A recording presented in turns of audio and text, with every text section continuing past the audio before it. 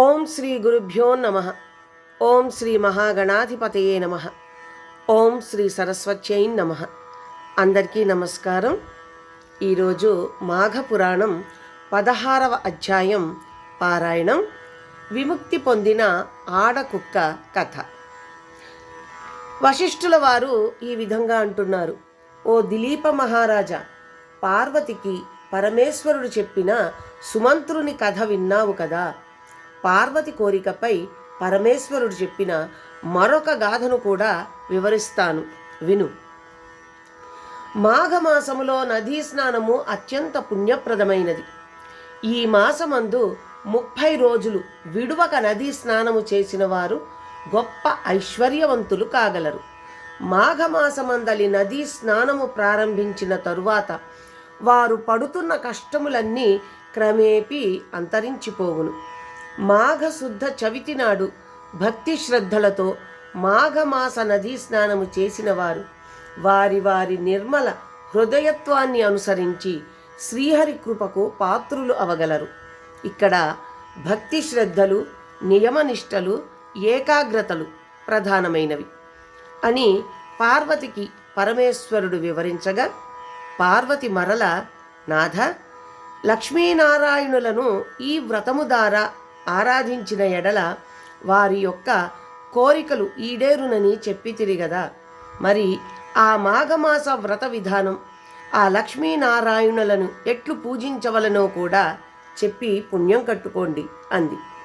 అప్పుడు పరమేశ్వరుడు పార్వతితో ఈ విధంగా చెప్పసాగాడు: దేవి, మాఘమాసమందలి శుద్ధ చవితి నాడు ఉదయాన్నే కాలకృత్యములు తీర్చుకొని అనంతరం నదీ స్నానం చేసి శుచిగా పవిత్రుడు కావాలి.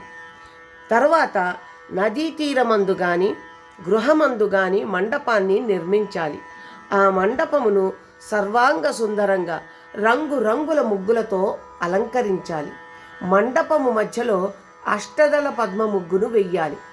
తరువాత రాగి చెంబునొక దానిని తీసుకొని అందు స్వచ్ఛమైన నదీ నీటిని పోసి మామిడి చిగుళ్లను అందులో ఉంచి దానిపై కొబ్బరికాయను పెట్టి దానికి కొత్త వస్త్రం కప్పాలి.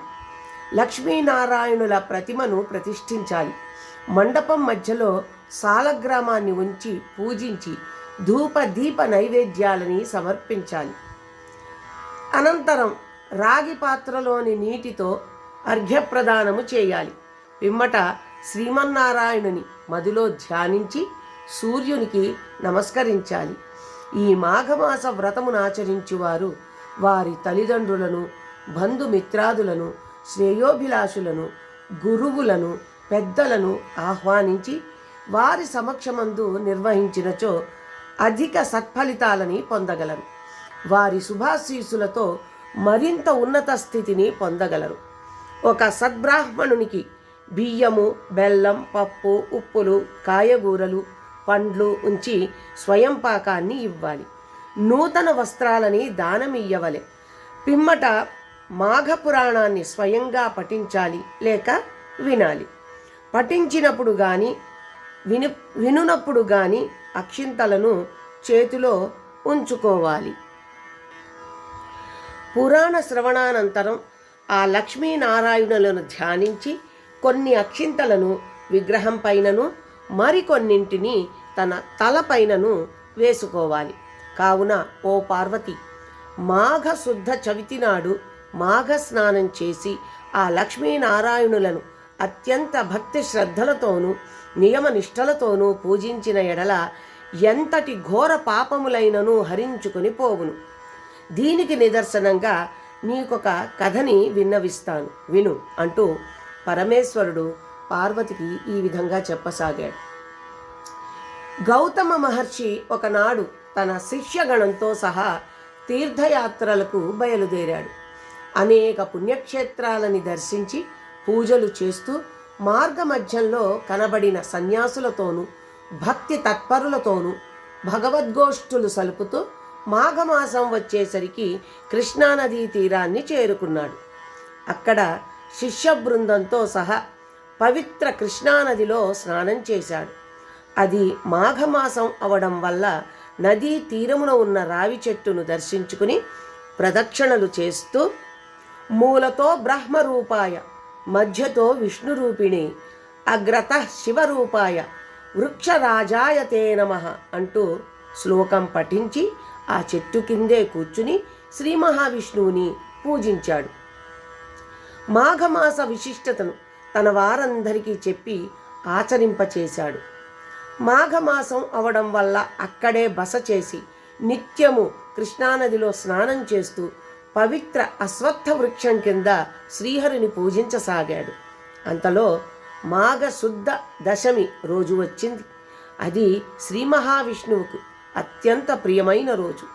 ఆ రోజు కూడా గౌతమ మహర్షి రావి చెట్టు మొదట శుభ్రం చేసి అలంకరించి ముగ్గులు పెట్టి పసుపు కుంకుమలతో బొట్లు పెట్టి మామిడాకుల తోరణాలతో చిన్న మండపాన్ని ఏర్పాటు చేసి అందులో శ్రీహరి ప్రతిమను ప్రతిష్ఠించి పూజాధికాలు నిర్వహించసాగాడు.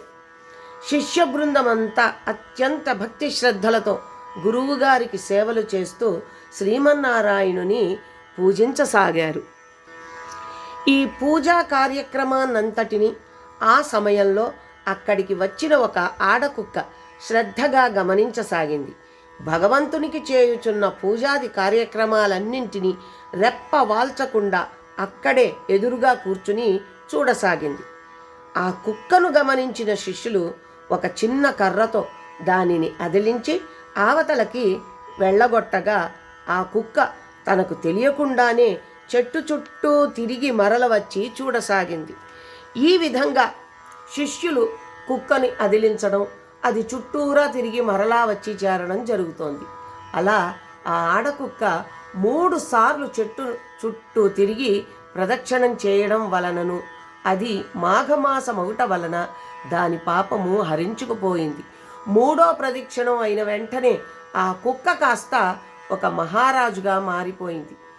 రాచరికపు దుస్తులతో సకల ఆభరణాలతో తళతళా మెరుగుచున్న ఆ మహారాజు గౌతమ మహర్షి ముందు నిలబడి ముకుళిత హస్తుడై వినమ్రంగా నమస్కరించగా ఆ వింతను చూసిన వారందరూ విస్తుపోయారు.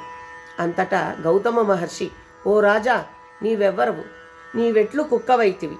నీ వృత్తాంతమంతయు వివరించు అని అడిగారు. దానికి ఆ మహారాజు, ఓ తాపసోత్తమ, నేను కళింగ దేశపు మహారాజు చంద్రవంశరాజును. నా పేరు జయచంద్రుడు. అన్ని విద్యలయందు ఆరితేరి అంతులేని ప్రావీణ్యతను సంపాదించాను. నా పరిపాలనలో ధర్మమునకు, న్యాయమునకు, దయా దాక్షిణ్యములకు కొదువలేదు.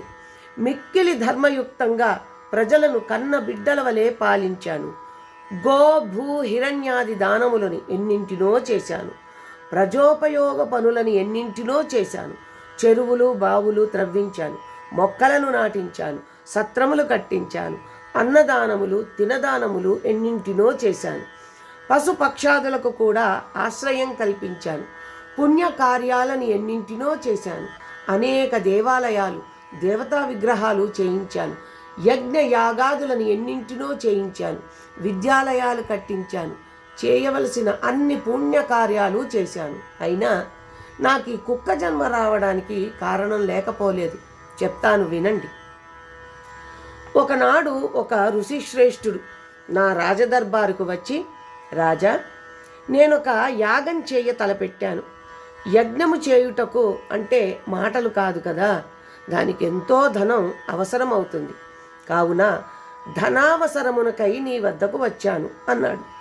అంతట నేను ఆ మునిశ్రేష్ఠునికి సకలోపచారములు చేసి ఉచిత రీతిని సత్కరించి, స్వామి, మీరు చేయు యజ్ఞమేమిటో తెలుసుకొనవచ్చునా అని అడిగి తిని. అంతటా ఆ ఋషిపుంగవుడు, రాజోత్తమ, నీకు కొన్ని రహస్యములు చెప్పెదను వినుము. ఈ నెలయందు సూర్యుడు మకర రాశిలో ప్రవేశిస్తాడు. నాటి నుండి మాఘమాసం ప్రారంభం అవుతుంది. ఆనాడు సూర్యోదయమైన తరువాత నీవు ఏదైనా నదిలో స్నానమాచరించి భక్తి శ్రద్ధలతో భగవంతుడైన ఆ శ్రీమన్నారాయణుని పూజించి మాఘమాసం మాహత్యం చదువుట గాని చదివించుకుని వినినను నీకు వైకుంఠ ప్రాప్తి కలుగగలదు.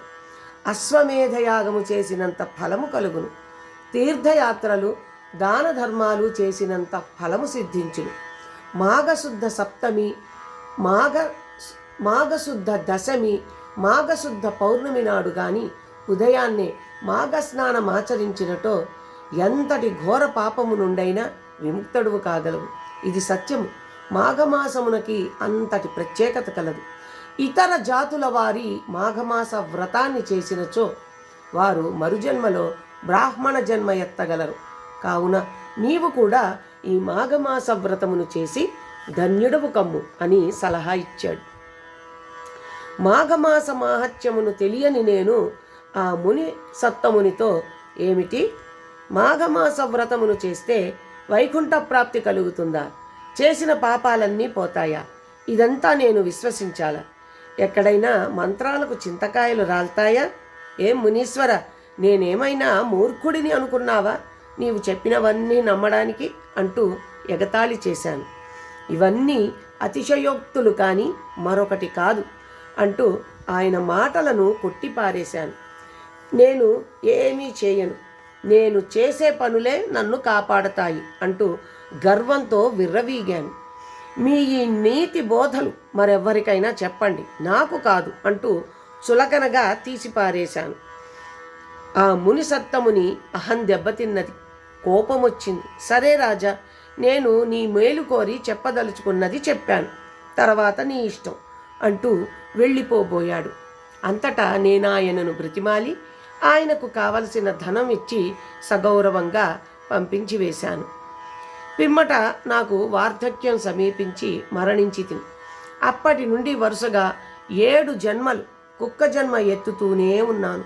మీరు చేయు పూజాస్థలము చుట్టూ ప్రదక్షిణం చెయ్యడం వలననే మళ్ళీ నాకు ఈ పునర్జన్మ వచ్చినది. నా రాత ఇంతకాలానికి తిరగబడింది. విధివ్రాత తప్పించనెవరి తరము.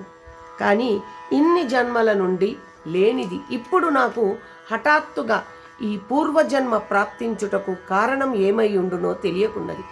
కావున మీకు తెలిసినచో నాకు విన్నవించండి అని గౌతమ మహర్షిని వేడుకున్నాడు.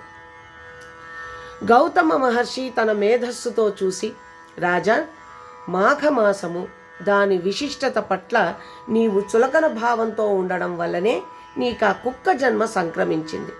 కానీ నేడు అదే మాఘమాసమున అదే వ్రతము జరుగుతుండగా నీకు తెలియకుండానే నీవు 3 సార్లు ప్రదక్షిణ చేసిన ఫలితంగా నీకు మరల రాజయోగ జన్మ సిద్ధించినది. మేము చేయబోవు మాఘమాస వ్రత నైవేద్యాన్ని తినడానికై నీవు వచ్చావు. కానీ మా శిష్యులు అదలించడంలో తెలియకుండానే నీవు ప్రదక్షిణలు చేశావు. దాని ఫలితమే ఈ రాజజన్మ. కావున మాఘమాసమందు శ్రీమన్నారాయణునికి వ్రతము చేసినను, చూసినను, పఠించినను, విన్నను ఎంతటి పుణ్యం ప్రాప్తిస్తుందో అనుభవపూర్వకంగా గ్రహించితివి కదా.